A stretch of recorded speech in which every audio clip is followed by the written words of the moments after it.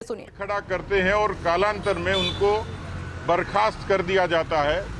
उसके बाद वही बर्खास्त मंत्री एक लाल डायरी का जिक्र करते हैं और आज उस लाल डायरी के 3 पन्ने बाहर आते हैं। ऐसा लगता है कि लाल डायरी के 3 पन्ने बोल रहे हैं और सियासत के राज खोल रहे हैं। मुझे लगता है कि कांग्रेस पार्टी की सरकार को, जिसमें मुख्यमंत्री का उल्लेख है, जिसमें आरसीए के लेन देन का उल्लेख है और सबको पता है कि मुख्यमंत्री के पुत्र आरसीए के चेयरमैन हैं, कितनी परतें प्याज की तरह खुलेंगी और भ्रष्टाचार की परत दर परत खुलती चली जाएगी। और इसलिए मुझे लगता है कि अब वो समय आ गया है जब इस लाल डायरी के रहस्य से पर्दा उठे और इस सरकार में गैरत और ईमान है तो निरपेक्ष रूप से इस लाल डायरी के उस रहस्य से पर्दा उठना चाहिए।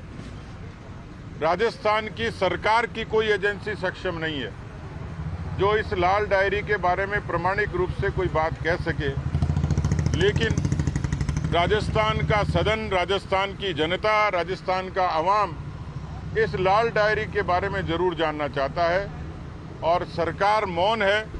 इसका मतलब मौनम स्वीकृति लक्षणम।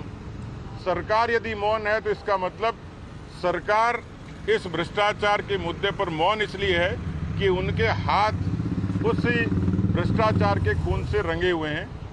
हम लोग इसको सदन में भी और सदन के बाहर जनता की अदालत में ले जाएंगे।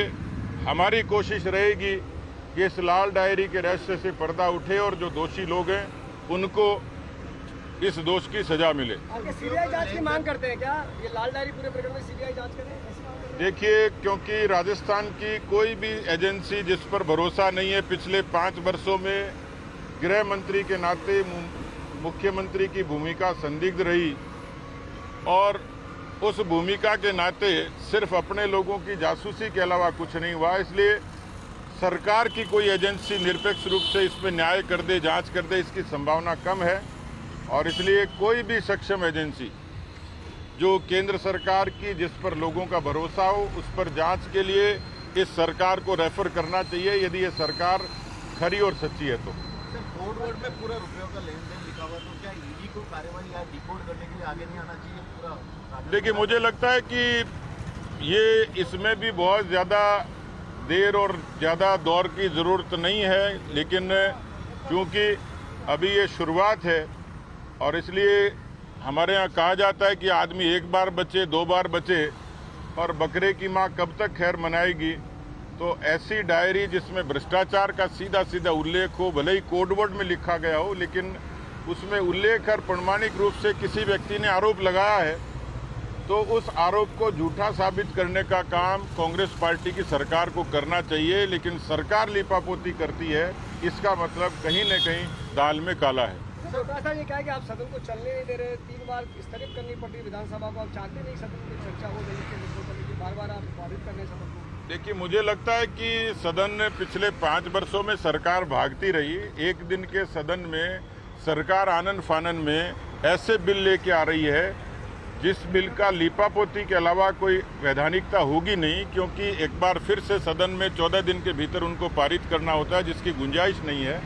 तो जो बिजली का कृषकों से संबंधित बिल लेके आ रही है, उसमें सरकार की मंशा बिजली के बिलों की बढ़ोतरी है और कृषक राहत, ऋण राहत बिल जो है उसमें जो प्रावधान है वो प्रावधान किसानों के हक में तो कतई नहीं है, सरकार के लीपापोती। इसलिए वो शोर शराबे में, हल्ले गुल्ले में खाना पूर्ति करने की उनकी कोशिश रहेगी।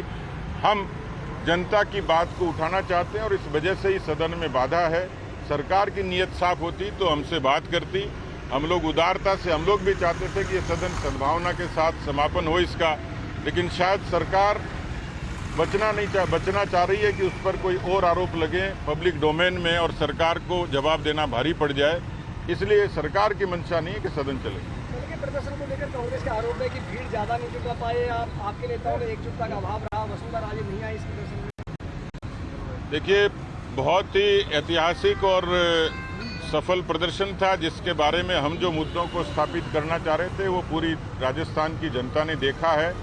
कांग्रेस के लोग तो उसको विफल, अपनी असफलता को, खिजियाहट को बचाने के लिए उस नाते बयानबाजी जरूर कर रहे हैं, लेकिन ये तय है कि पार्टी पूरे तरीके